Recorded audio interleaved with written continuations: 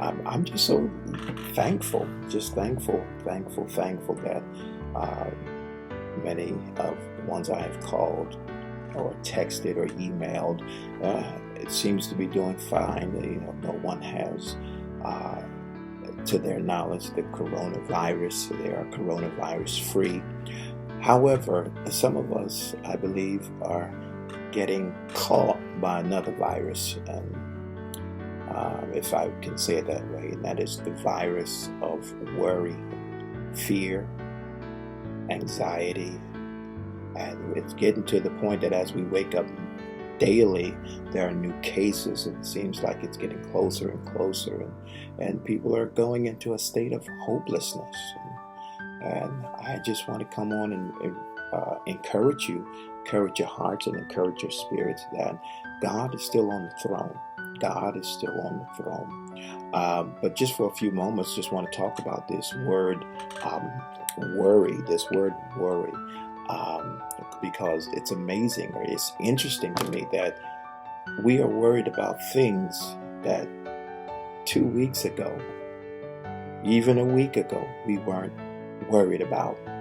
Um, Number one, we're worried about catching this COVID-19 or this coronavirus or this 2019, what is it, NCOV. There's so many titles for this virus. We're worried about jobs, whether we have one, whether we're going to lose our job, whether we have to quit because now our kids are home and we can't pay for daycare based on what we were making. So it's things like that. We're worried about paychecks. What are we getting another paycheck? Is my next paycheck going to be enough? We're worried about bills. We're worried about our kids getting sick from other kids, and how are they going to get their education? And schools are, again, doing a great job with that. Some of you right now, your kids were active in sports, and you're sad because they're not able to play their sports this season because you were waiting for that scholarship to still come through, and so now they're unable to play, and so we're worried. We're just worried. Some of us are worried because you are, at a higher probability of catching it because maybe you're over 60. Some of you are worried because you can't get into the nursing homes or the assisted living quarters to visit with your mother, your father, your grandparents. It's, so there's a lot of worry going on, and it's sad where some of us are worried because perhaps you're going through this pandemic crisis alone, or you're a single parent and having to struggle now. You're in tears. You're alone. You're worried. This word worry, according to the Bible, it is the Greek word merimnao. Let me say it the right way. Merimnao. Now, it's a compound word. The first word we get is merizo, which means anxiety. And it's not just the anxiety that you get of imagining something bad is going to happen, but this word means to divide and be drawn in different directions. It means to get distracted.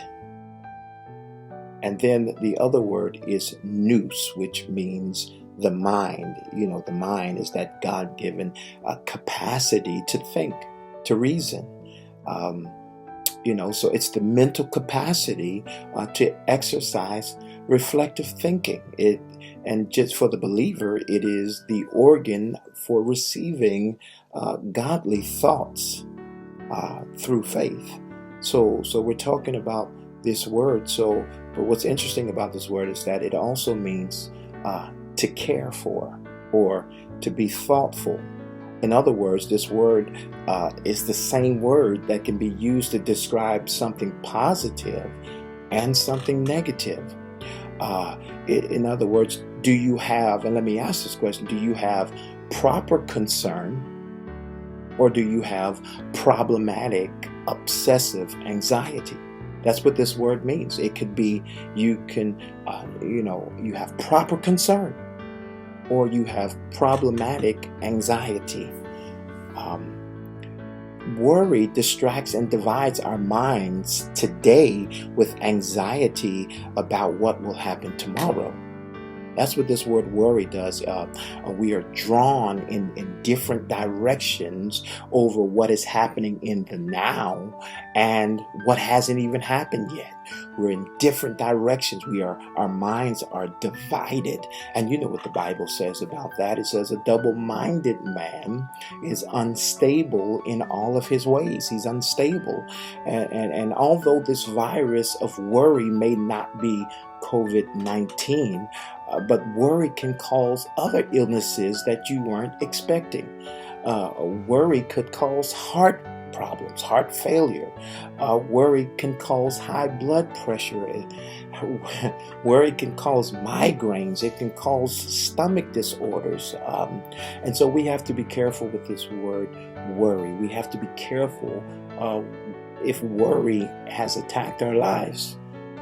Jesus said it this way. He says, don't worry about your food, about your drink, about what clothes you need in order to live. Paul says it another way. He comes in Philippians 4, he comes in and encourages us. He says, and we know that my God shall supply, my God, all our needs according to his riches in glory. So let's back that up. Jesus says, hey, worry doesn't work, all right? So don't give it a job. Let me say that again. Jesus is saying to us essentially is that worry doesn't work, so don't give it a job. Let me just say it this way. This is what I would say. In other words, your faith should be so big that worry is unemployed. All right, let me say it one more time. Your faith should be so big that your worry stays unemployed. Do not give worry a job in this season of your life. But see, watch what Paul says. So he says, he backs it up and says that, but I know something that will work for you in this season. And it's giving God glory. We know that he says, but my God shall supply all your needs according to his riches in glory. That when glory is the Greek word doxa. Doxa means worship. Doxa means praise. So in other words, when we give God glory, when we give God worship, when we give God praise, it works all the time. That God has made a promise that when you worship me, when you praise me, when you give me glory, I will supply all your needs. Oh man, that is so awesome. You missed it. As a teacher, I'm a teacher, but as a teacher, when I think of a supply, and all of us teachers do, if I need a paper clip, I go to my shelf and I have a supply of paper clips. When I need eraser, I go to my drawer, pull out my drawer, and there's a supply of erasers. In other words, what God is saying, that when you give me glory, I'm not going to just meet the need. God never promised you that he will meet your need. What he promised is that when you give me glory, I'll supply. I'll give you a supply. Oh man, that is awesome. I will give you a supply for every one need that you have. I will supply it, not meet it. God is not in the business of meeting needs. He's in the business of giving you more than enough. More than enough. Did you hear me? He said to Israel, he says, I'll give you a land flowing with milk and honey. Now you must understand, milk represents basic needs, barely making it, barely getting by. But when he says honey, I'll give you milk and honey. Honey represents more than enough. Honey represents God saying that, hey, I'm not just giving you something that'll get you to A and B, but I'll give you something that'll get you to A, B, and C, And so God said, I'll supply your needs.